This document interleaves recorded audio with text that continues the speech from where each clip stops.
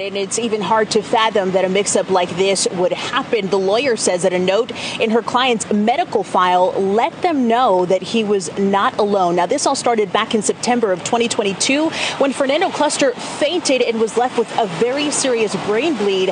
A few weeks later, he would be ready to go into surgery, but doctors would tell him that that piece of skull that they removed so his brain could heal was gone. They're scared. They're terrified. Fear it could happen again. Attorney Chloe Dallaire representing Fernando Cluster and his wife trying to get the truth. They got various contradictory messages about why surgery was postponed, and ultimately Emory told them that they had lost and misplaced a part of his skull. This note in his medical file shows doctors couldn't find a bone flap with Cluster's identification, and several others were incomplete or missing patient identification. It's mind-blowing, literally. Cluster would get a 3D synthetic flap implanted weeks later.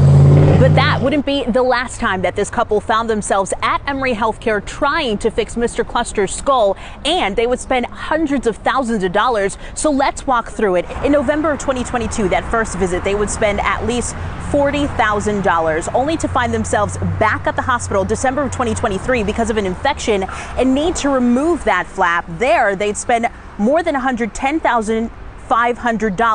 March of 2024, they would come back to get a brand new flap put in for $77,700. In total, this couple would spend at least $228,200. Due to a simple act of negligence, something that was entirely preventable, he has to live the rest of his life in fear of getting an infection in his brain and in his skull. Now, Mr. Cluster is currently doing okay. We are looking forward to talking to him next week.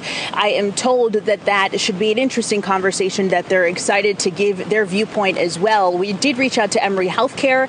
They told us that they are committed to giving some compassionate health care to their patients, but they are not commenting on pending litigation. We're live tonight in Midtown. Angelina Salcido, 11 Alive News.